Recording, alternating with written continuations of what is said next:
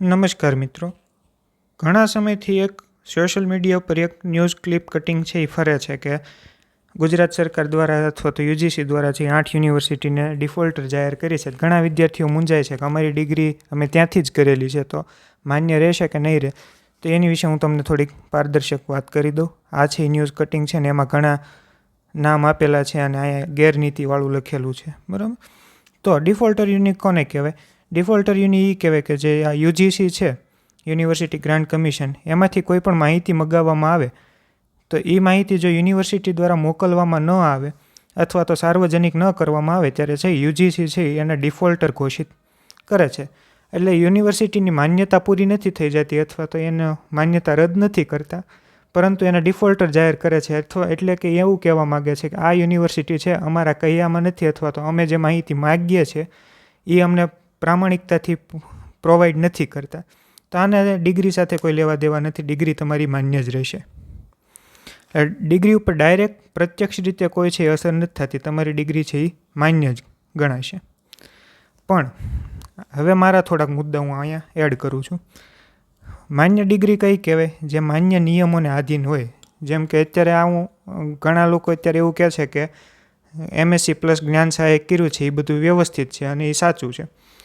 તો regular course છે એ હંમેશા રેગ્યુલર જ કરવાનો હોય. પછી માન્ય હોય તો બીએડ પણ માન્ય જ છે ને. બીએડ કઈ રીતે થાય છે આપણને ખબર જ છે બધાને. તો એ બધી ડિગ્રી તો એ માન્ય જ છે. એટલે આવી રીતે કદાચ કોઈ ડિગ્રી મેળવી હોય તો અત્યારે કાંઈ ટેન્શન લેવાની જરૂર નથી કે અમારી આ વિદ્યા સહાયક ભરતીમાં અમને સ્વીકારશે કે નહીં સ્વીકારે. જેમ બીએડ અત્યાર સુધી બધાએ સ્વીકાર્યું છે એમ સ્વીકારવાના જ છે. પણ જે પ્રામાણિકતાની વાત છે કે માન્ય નિયમો શું છે કે એટલા ટકા હાજરી હોવી જોઈએ અને આપણે ક્યાંક હોય અને આપણી હાજરી ક્યાંક પુરાતી હોય ને એવી રીતે છે એ ડિગ્રી મેળવેલી હોય તો એ આપણે પ્રામાણિકતાથી નથી મેળવેલી. જો એ પ્રામાણિક હોય જ તો આ કોર્ટ કેસ શા માટે થાય? કોર્ટ કેસ થયો, કોર્ટના જજે સમિતિ પણ રચના કરવાની કીધી.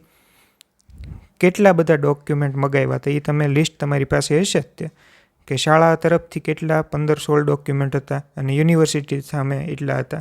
બધાયના છે એ મેચિંગ કરવાના હતા. તો આવું જો એ ગંભીર વાત ન હોત તો એટલા બધા ડોક્યુમેન્ટની શું જરૂર હોત?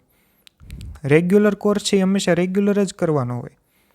પછી તો જેમ થાય છે એ આપણને ખબર જ છે કેમ થાય છે. તમને કદાચ કોઈ એવી યુનિવર્સિટીના નામ ખબર હોય તો કહેજો મને કોમેન્ટ સેક્શનમાં. બધાને ખબર જ છે આ કોઈ બોલતું નથી. આ જે બોલે છે એને દબાવી દેવામાં આવે છે.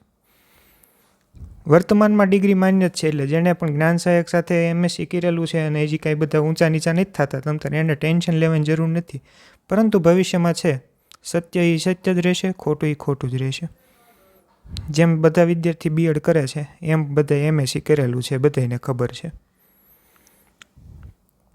મારું એવું કહેવું છે કે યોગ્ય રીતે ડિગ્રી મેળવેલી છે તો એને ચિંતા કરવાની જરૂર નથી. પણ જેને અસત્યના પાયે ડિગ્રી મેળવેલી છે, બીજા શબ્દોમાં ખરીદેલી છે, એની મહેનત કરેલા વિદ્યાર્થીની જે કાંઈ સ્કિલ છે એનાથી ઉપર વટતો એ ક્યારેય નહીં જઈ શકે.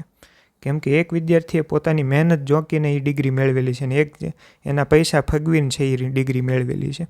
મારી વાત સાથે સંમત હોય તો લાઇક, શેર, સબસ્ક્રાઈબ કરજો અને પોતાના મંતવ્યો છે એ મને જણાવો.